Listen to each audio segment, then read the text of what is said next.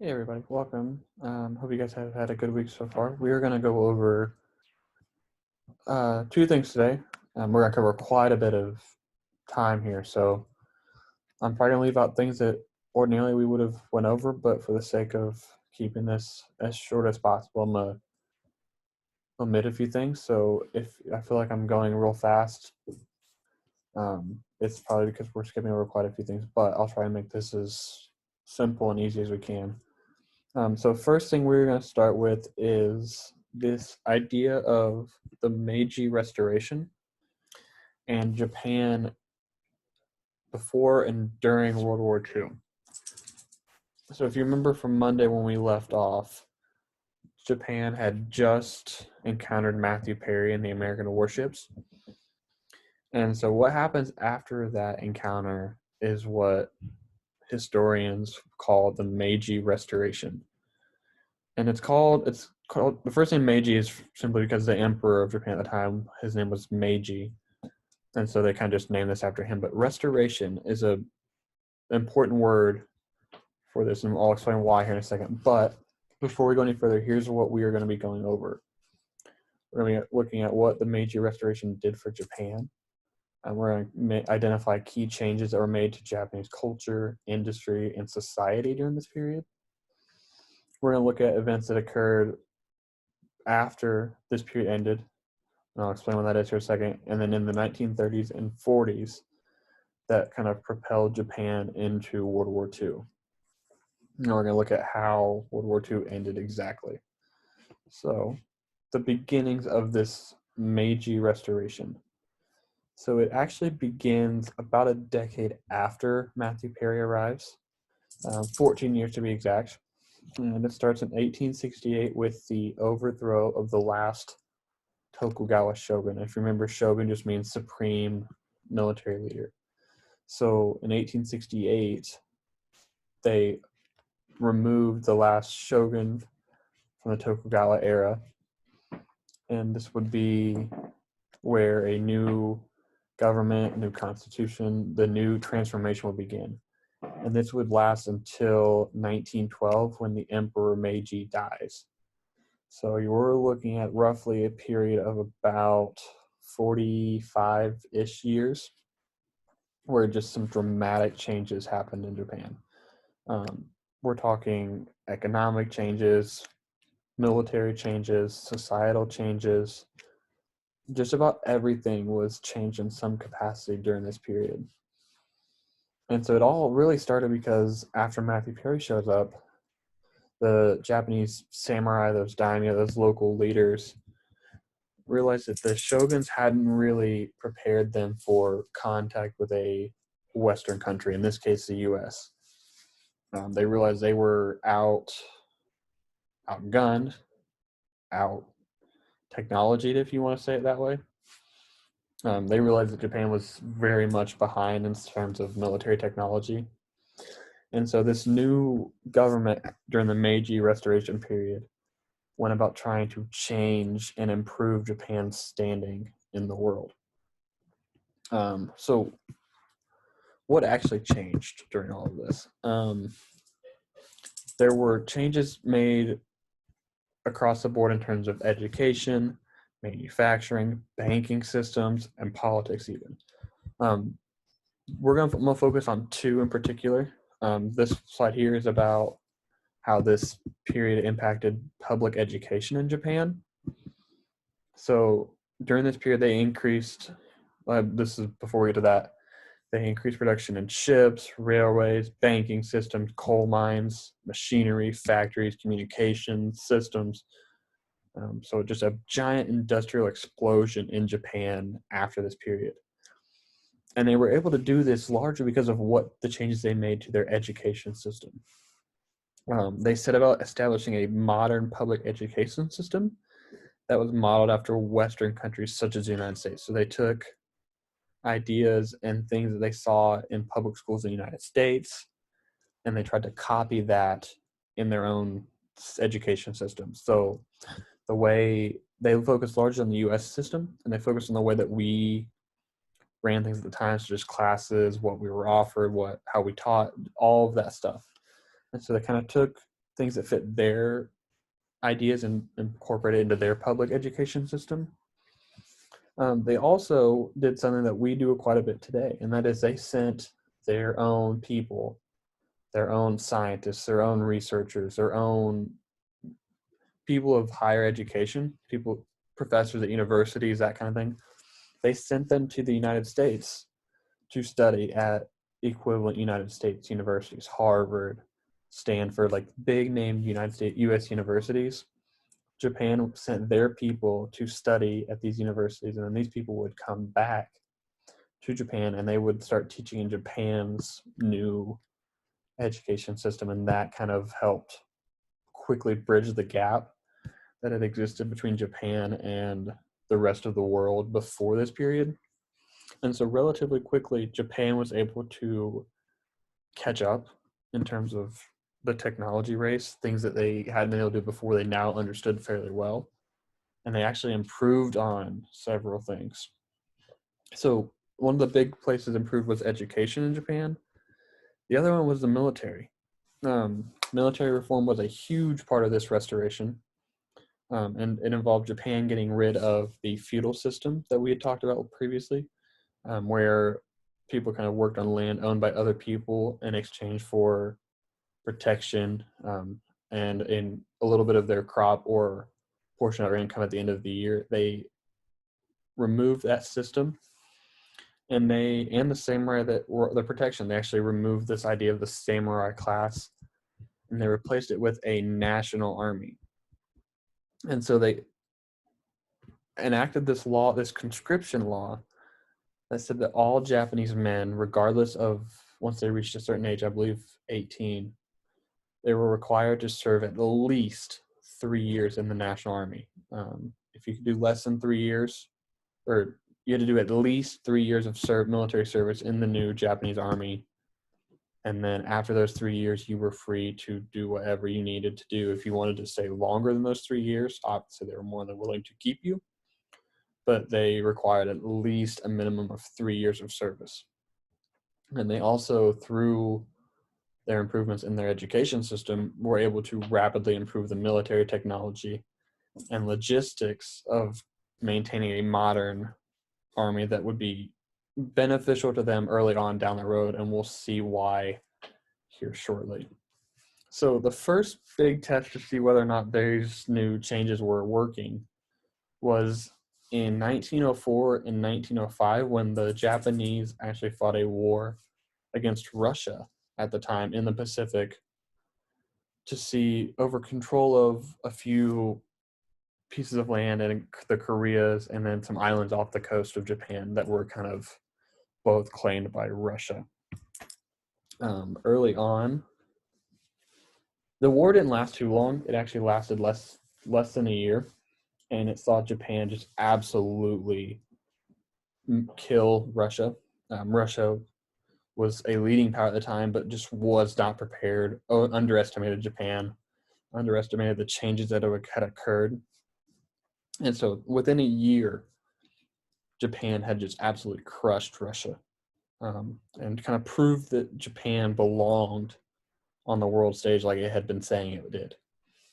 This was also important because it was actually the first time that an Asian nation had defeated a European power in modern times. So since, I don't know how you would define modern in this sense, but this is the first time that an Asian country had managed to defeat a European power. So not only was it important just for people, the world, to see the improvements Japan had made, but it was also important for Japan to understand they could compete with anyone. And this idea that they could compete with anybody would actually become relevant later on down the road. So after the Russian War, Japan, over the next 20, 30 years prior to World War II, just went on a massive expansion spree. In 1910, they took over the Korean Peninsula. They had actually annexed it, meaning they just took control of it. 21 years after that, in 1931, Japan invaded Manchuria, which is just a Chinese province north of where North Korea is today, that had a lot of natural coal deposits that Japan needed, because if you remember from a few times ago, Japan doesn't have a lot of natural resources that are found on its home islands, and so it needed to find new places to get coal, iron, oil that it would need to expand and maintain its new military, its modern military. So in 1931, they invaded Manchuria. And then 6 years after that, in 1937, they invaded the rest of China. And they would be involved in this war in China until the end of World War II, essentially. And during this time period, there are numerous cases of Japanese soldiers committing what we would call today war crimes. That term, that idea of a war crime didn't exist at this point, but using our modern definition of it, Japan committed numerous war crimes against Chinese civilians during this period. No one was charged or convicted, obviously, because there was no way to do that. The United Nations didn't exist at this point. And so the world at large had an idea of what Japan was doing, but outside of openly declaring war and fighting, Japan had no way to stop that. Now, I put a picture of President Franklin Roosevelt here for a reason. And that's because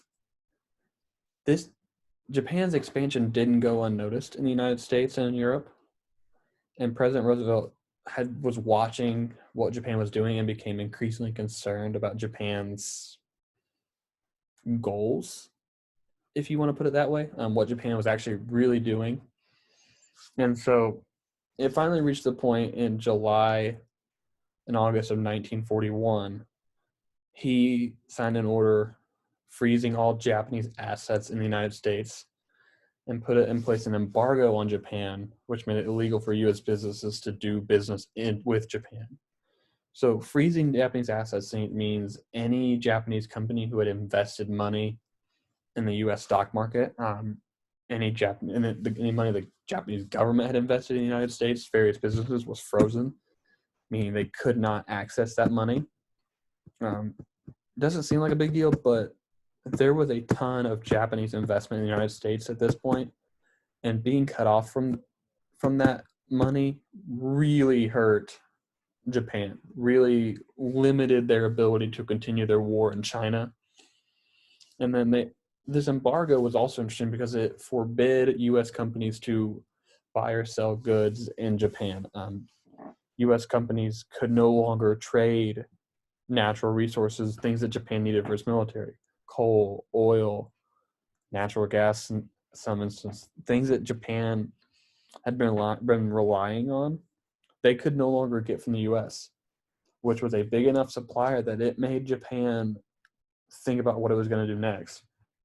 And what it did next changed history and changed the world in ways that we're still dealing with today. And that would have been the Japanese attack on Pearl Harbor. And so this attack was in response to that embargo and freezing of Japanese assets by attacking the U.S. Navy base in Hawaii on Sunday, December 7th, 1941.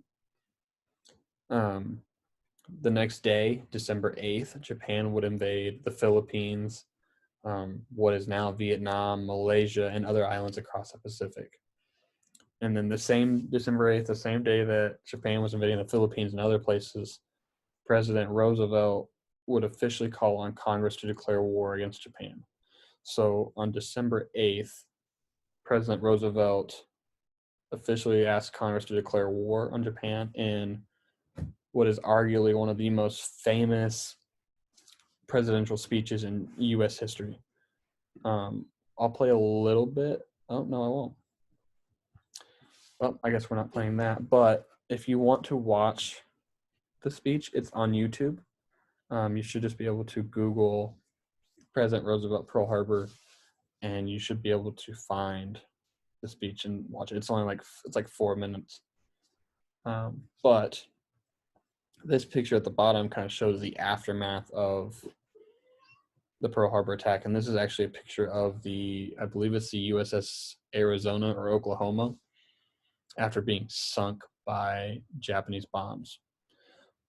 This attack would kill a little over 2,400 Americans and would launch the U.S. into not only the war in the Pacific with Japan, but also a few days later with the war in Europe with Germany. So, what did this look like in the Pacific? A lot of times when we think of World War II, we think Europe. We think fighting Hitler, fighting the Nazis, but there was this other massive war going on in the Pacific. And so over the first year and a half, Japan kind of ran wild in the Pacific. They took the Philippines, they took, in this case, Indochina, Vietnam, Malaysia, Singapore, what is now Indonesia. They just ran wild. And originally there wasn't a whole lot the U.S. could do to stop it. The U.S. we'd kind of underestimated Japan's military capabilities at the time. And so we were a little unprepared for just how rapid the Japanese expansion would be. But slowly we began to use the industrial capacity of the U.S. to kind of push back. Beginning in 1942, the U.S. began conducting what eventually became known as island hopping, where we would move from island to island that was captured by the Japanese, slowly moving closer to the Japanese home islands, moving through the Pacific, finding closer air bases to bomb Japan itself. In 1944, we retook the Philippines. In February 1945, we took Iwo Jima. And then in June of 1945, we took Okinawa, which was the first Japanese home island to be taken by the U.S. during World War II. And so by June of 1945, we were moving closer and closer to Japan itself, and U.S. kind of knew that the war would eventually end with our victory, but we weren't really sure how to get there. Estimates at the time put, if we were to invade in Japan with a conventional ground force like we'd been doing, U.S. casualties would have been in not the hundreds of thousands, but the millions. There were estimates that the Japanese honoring that Bushido code that we talked about of rather dying before surrendering. We were afraid that if we invaded Japan itself, U.S. casualties would number in the millions. And that's one of the big factors that played into the decision by President Harry Truman to use the atomic bombs. They were looking for a way to end the war quickly and send a message that Japan needed to surrender now. And so on August 6th, we dropped the world's first atomic bomb on the city of Nagasaki. And then a few days later, on August 9th, we dropped the atomic bomb Fat Man on Hiroshima. And then about a month later, Japan officially surrendered on September 2nd, 1945. And that is actually where we are going to stop for today. Next week, we're going to look at the details surrounding how the U.S. was able to develop this bomb, because it was something that no one had been able to do before. And we're going to look at what that meant, and then whether or not it was actually necessary, for us to use these bombs, because no one really understood what would happen once these were dropped, and how this decision just changed history in ways that no one at the time thought was possible. So we'll look more at that next week. But for now, we're going to stop here, and then here's what the assignment will be for today. It's kind of what we've been doing. The short answer, multiple choice on Canvas. It's due on Monday, May 4th at 8 a.m. And then, as always, if you guys have any questions or issues with technology, what have you, let me know. Email me, Canvas. I'm still going to hold office hours on via Zoom on Friday. If you guys would rather ask questions that way, again, always optional. But otherwise, that is all I have. I hope you guys have a good weekend, and I will see you all sometime next week, hopefully.